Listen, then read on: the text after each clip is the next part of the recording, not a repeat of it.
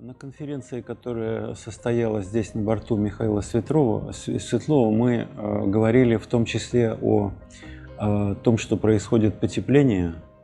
Мерзлота оттаивает, и, к сожалению, возникает много проблем в связи с этим. Не только в отношении устойчивости зданий, инженерных сооружений, их разрушений там, и возможных последствиях, но также и проблемы, связанные с изменением ландшафтов, растительного покрова, животного мира, вплоть до социальных проблем. Поэтому, конечно, здесь эта конференция вызвала большой интерес. Ну, здесь участие чрезвычайно такое представительное. Вот, члены президиума Российской академии наук. Я представляю Московский государственный университет. И, конечно, много и других вопросов рассматривались. В частности, мне особенно интересно здесь побывать, потому что здесь, мне кажется, вот мы начинали интересные исследования, касающиеся микроорганизмов в вечной мерзлоте. Вообще вот это довольно неожиданно, то, что бактерии, оказывается, могут жить вот, огромное время. Вот. Они, как и люди, вот, вообще-то стареют и умирают. Это известно, хорошо известно экспериментаторам, кто с ними работает. Но оказалось, что попадая вот в некоторые такие особые среды, вот, например, каменные соли, очень древние, вот, находят микробы, живые микробы в пермских, то есть им 250 миллионов лет, живые микроорганизмы. В янтаре, там возраст там, 40, даже 100 миллионов лет.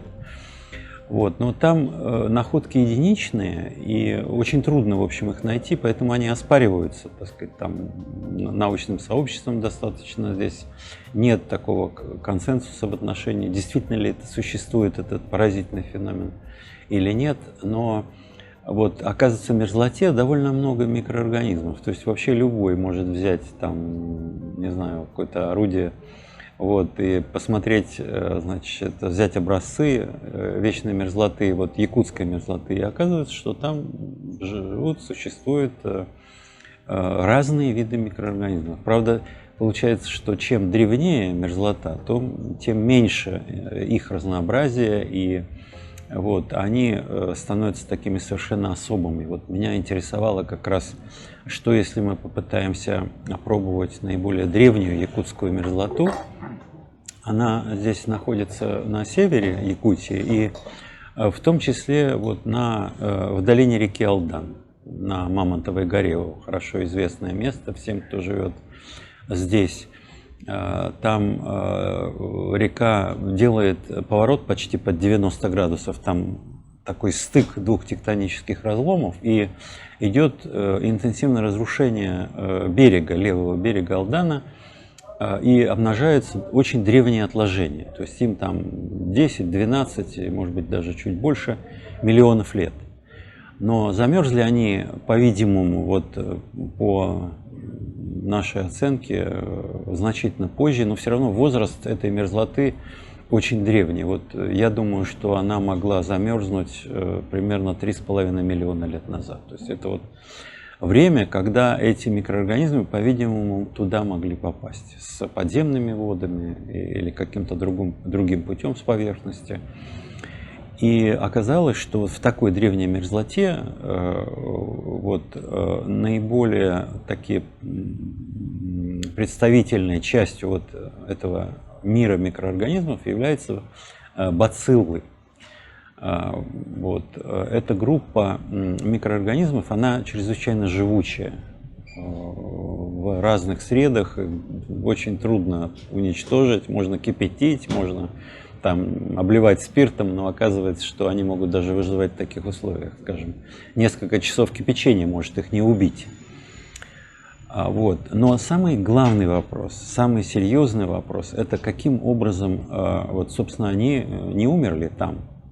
И это, кстати говоря, касается и микроорганизмов из каменных солей, и янтаря, потому что, действительно, они смертны, так же, как все живые существа. И Происходит это, как, в общем, сейчас считается большинством исследователей, скорее всего, по причине разрушения генома, то есть по причине того, что ДНК недостаточно стабильна у нас в клетках. Вот, происходит частое разрушение, нарушение.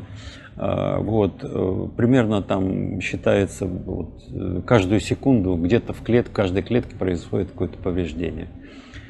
Между прочим, эти повреждения, они репарируются, потому что живое, естественно, выживает. Вот, считается, что существует чуть ли не 300 разных механизмов репарации, то есть вот ремонта этого поврежденного генома нашего, причем в том числе микроорганизмов. Это интересно, что вот механизмы репарации, они очень древние, они примерно такие же в нашем теле и такие же у микроорганизмов. Но вот, как известно, мы смертны почти живые существа, смертны бактерии, но только не вот эти, которые находятся в мерзлоте. Вот каким образом они предотвращают эти повреждения? Кстати, эти повреждения, они обусловлены не только, скажем, таким естественным фоном радиоактивного излучения или свободными радикалами, или кислородом, который часто находится в клетке. Вот. Они просто могут быть разрушены в результате тепловых флуктуаций. То есть вот это температуры вообще в мерзлоте, они недостаточно низкие. Вот эти тепловые флуктуации, они прекращаются только при абсолютном нуле. А температура здесь в якутской мерзлоте это там -2, -4, там, может быть -5 градусов. Она недостаточно низкая, чтобы даже заморозить клетку, кстати. Вот что удивительно, можно было бы понять, как она выживает, если бы вся вода замерзла. Но оказывается, при таких температурах мерзлоты в Якутии, собственно, никакая вода в клетке не замерзает. То есть, получается, бактериальная клетка находится среди льда и минеральных частиц, но сама эта клетка, она не содержит в себе льда. И вот каким образом не происходит вот этого разрушения генома за счет свободных радикалов, радиоактивности, допустим, и тепловых вот этих флуктуаций молекул, которые должны были бы их разрушить. Физики говорят, что там, ну, максимум, может быть, 100 тысяч лет. Это только если она будет полностью защищена от всего, а вот тепловые флуктуации ее развалят. Вот.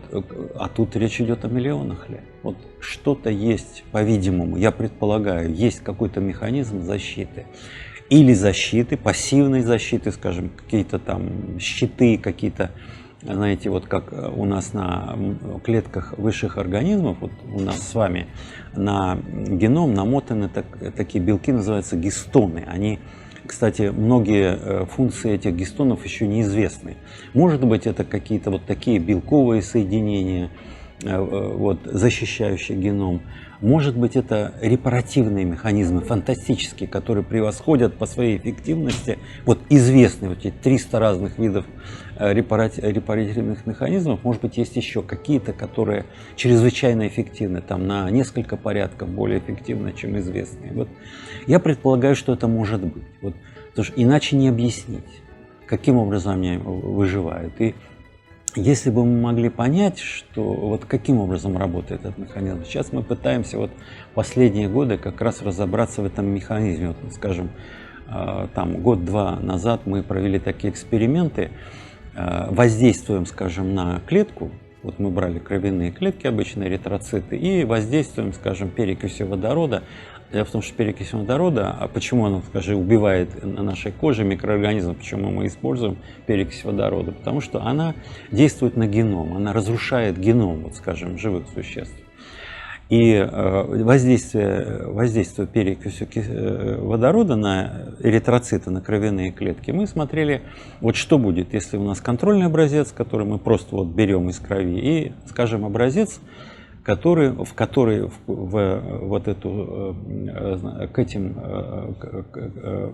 этим клеткам мы добавляем экстракт из микроорганизмов из вечной мерзлоты.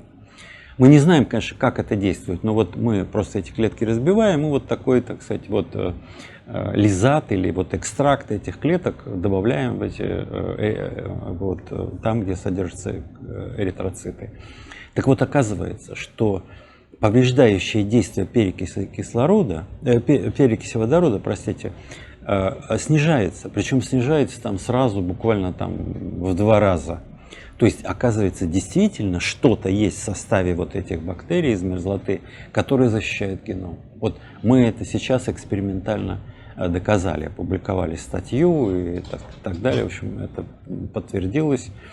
Но, к сожалению, пока механизм этот неизвестен. Вот если бы мы могли понять, каким образом эти бактериальные клетки, которые находятся в мерзлоте, в довольно большом количестве, кстати говоря, как они защищают вот свой геном, а, соответственно, защищают себя от старения и смерти, то кто знает, может быть, мы смогли бы этот механизм использовать для того, чтобы и наши клетки сохранить, может быть, перестать стареть. Перестать стареть. У нас масса генетических болезней, таких как рак, кстати говоря, это же, в общем, генетическое заболевание. Вот, если бы мы, или метастазирование рака, когда у нас клетки вот, искусственно мутируют и, соответственно, переносятся по организму и продолжается развитие опухолей. Вот, если бы мы нашли способ защиты, предотвращения этих мутаций, этих изменений генома, которыми, по-видимому, обладают эти клетки из мерзлоты, то это вообще фантастически, конечно, открылись бы перспективы. Мы бы, может быть, научились останавливать или предотвращать эти генетические болезни, а самое главное, остановить старение. Вот я думаю, что это мы вполне можем сделать, и, честно говоря, я даже знаю вот план экспериментов, которые бы следовало провести. Единственное, что, конечно, тут нужно определенные усилия, нужны специалисты, хорошо оборудованная лаборатория. Ну вот мы пытаемся делать, пока это, в общем-то, начальный этап. И если кто-то заинтересуется этим, то вполне, значит, вот, пожалуйста, мы рады сотрудничать в этой сфере. Спасибо.